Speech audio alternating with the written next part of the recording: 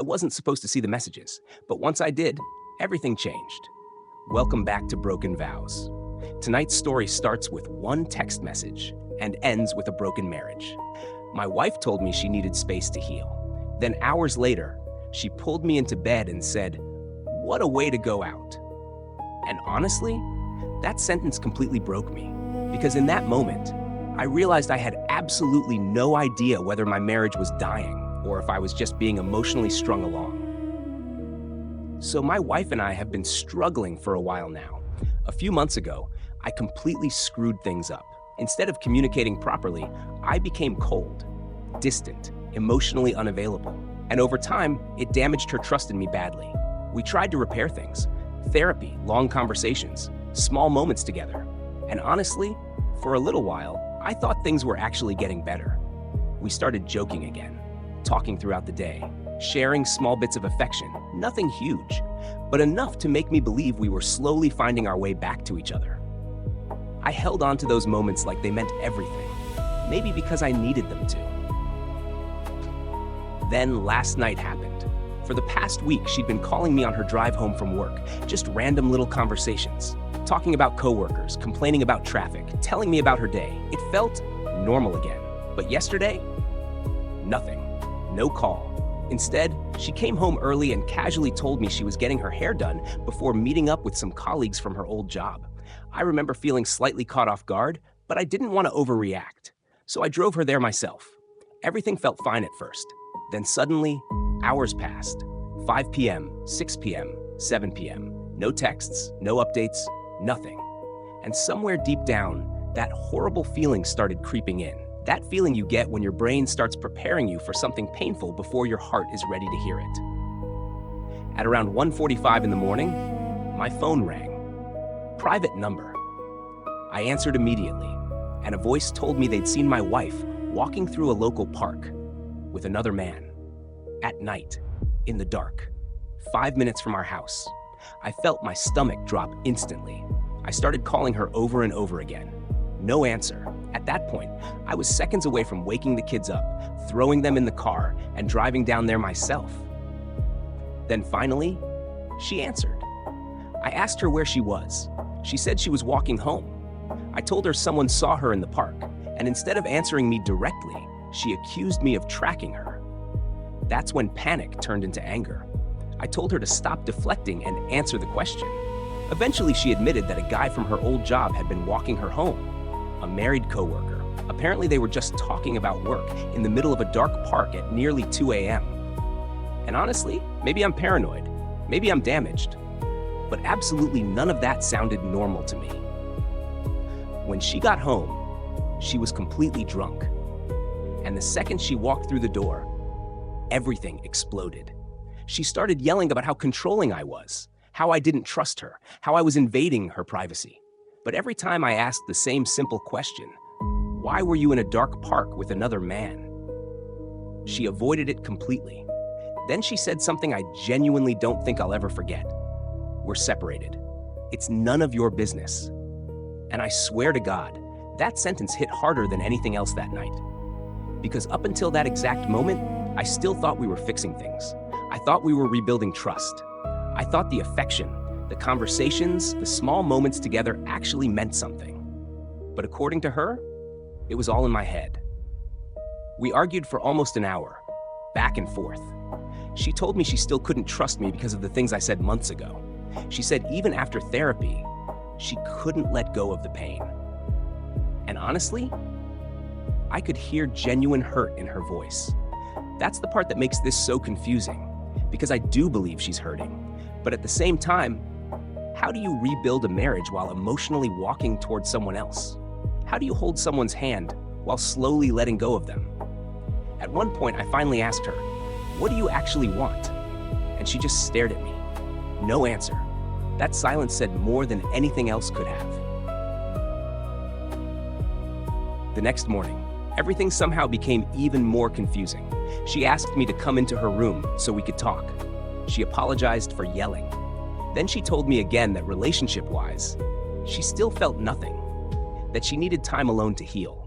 At that point, I thought this was the conversation where our marriage officially ended. But then, She reached for my hand. We sat there holding hands quietly, and suddenly she pulled me into her arms. We spooned together in silence, and then she whispered, "I hope this doesn't confuse you," before initiating sex. And honestly, that completely shattered my brain, because afterwards, we cuddled together like nothing had happened. And then she smiled sadly and said, "What a way to go out." I don't think I've ever experienced emotional whiplash like this in my life. One second, it feels like she's gone forever. The next second, she's holding me like she never wants to let go. And maybe the hardest part about situations like this is realizing love and trust are not always the same thing. You can love someone deeply and still feel completely unsafe with them emotionally. You can miss someone while simultaneously wanting to escape them. And honestly, I think that's where we are right now. Two people who still love each other, but are drowning underneath years of hurt, resentment, and confusion. Later that day, after finally getting some sleep, I started seeing things more clearly. Too many red flags, too many mixed signals, too many painful words said in anger. And for the first time, I seriously started thinking about contacting a lawyer. Not because I stopped loving her, but because sometimes love alone isn't enough to save something that's already breaking apart. The hardest part is that we have two autistic children together, so no matter what happens, our lives will always stay connected somehow. And maybe that's what makes this hurt so much more, because this isn't one clean ending. It's two people slowly losing each other while still being forced to stand in the same room. And honestly, that might be the cruelest kind of heartbreak there is. So tell me, would you trust her after this? Or would this be the moment you finally walked away? Honestly, I think betrayal changes people permanently. Not because of the cheating itself, but because it destroys your ability to trust what feels real. My wife asked for an open marriage. I said no. She told me if I didn't agree, she'd file for divorce. So I gave in, and honestly, I thought that would be the hardest part. But it wasn't. The hardest part came later, when she realized I had finally stopped suffering alone. My wife and I had been married for 15 years. 2 kids, a house, a life we built together from absolutely nothing. To everyone around us, we looked stable, normal. But about a year and a half ago, everything changed. One night, completely out of nowhere, my wife sat me down and told me she wanted an open marriage. She said she felt bored, that she wanted to experience more, that she didn't want to spend the rest of her life wondering what she missed out on. I remember staring at her thinking, this had to be some kind of joke, because I'm old-fashioned. To me, marriage meant 2 people choosing each other every single day. Not this, not sleeping with strangers while pretending everything was still normal at home. I told her I didn't want it, but then she hit me with the sentence that changed everything. If you don't agree, I'll file for divorce. And honestly, that's the moment I should have realized the marriage was already dying. Eventually, I agreed, not because I wanted to, because I was terrified of losing my family. We made rules: no bringing partners home, no telling the kids, no mutual friends, everything discreet, everything tested. And deep down, I already knew she had someone in mind. 24 hours later, she disappeared for the night and didn't come home until 4 in the morning. Yeah, that told me everything I needed to know. But I stayed quiet, because sometimes people will accept emotional torture if they think it's the price for keeping someone they love. For months, I tried pretending I was okay with it. I wasn't. Every time she left the house, my mind would spiral. But eventually, I met someone too. Her name was Amber. We met through our daughter's marching band. She was divorced, independent, didn't want a relationship, didn't want marriage. And weirdly enough, that simplicity made everything easier. At first, it felt disgusting, like I was betraying my wife even though she was the one who asked for this. But over time, something changed. For the first time in months, I didn't feel unwanted anymore. I didn't feel rejected. And honestly, that scared my wife more than anything else.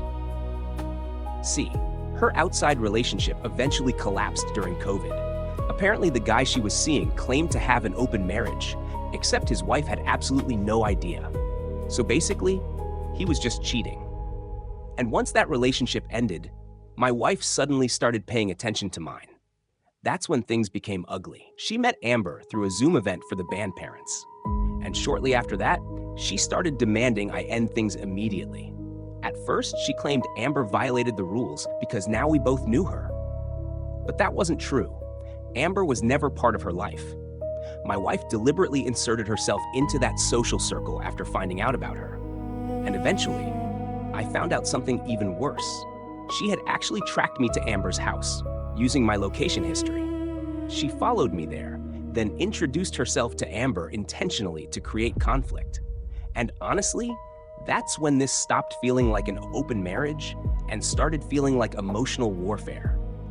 Then one weekend, she sat me down and said she wanted to close the marriage again. Just like that. No discussion, no reflection. She suddenly wanted us to be exclusive again. And honestly, part of me actually wanted that too. I missed my wife. I missed what we used to be. So I told her I'd agree under two conditions. First, once we closed the marriage, it stayed closed permanently. No reopening it 6 months later because she got bored again. Second, I wanted some legal protection in case she threatened divorce again whenever she didn't get her way. The second I brought that up, she exploded. And suddenly I understood something terrifying. She wanted freedom for herself, not equality for both of us. Commentary. Honestly, I think that's what destroys a lot of relationships like this. Not the sex, not even the jealousy. It's realizing the rules only apply one way. Because my wife was perfectly comfortable when she was the one exploring other people. But the second I stopped sitting home miserable, the entire arrangement became a problem. And maybe the darkest part? I genuinely don't think she expected me to find happiness outside the marriage. I think she expected me to wait around emotionally while she figured herself out. We are being the truth. We eventually tried counseling. At first, it actually seemed promising. Then everything completely fell apart. During one session, she admitted the man she'd been sleeping with wasn't random at all. It was an old high school boyfriend, someone she regretted never fully sleeping with back then. And hearing that honestly shattered something inside me. Because suddenly, this wasn't about curiosity anymore. It was unfinished emotional business. It was nostalgia, fantasy, regret. And meanwhile, I was sitting there destroying myself, trying to save our marriage while she chased a version of her past. A few days later, things somehow became even worse. I came home and noticed my daughter acting strangely toward me. Cold, dismissive. Eventually, she exploded and accused me of cheating on her mother with a band mom. And in that moment, I realized my wife had dragged our child into this mess. I calmly explained that I'd been staying at a hotel after an argument. I even showed her the receipt on my phone. My daughter started crying. And honestly, that moment hurt more than the open marriage ever did. Because betrayal between spouses is one thing. Weaponizing your children against each other? That destroys something much deeper.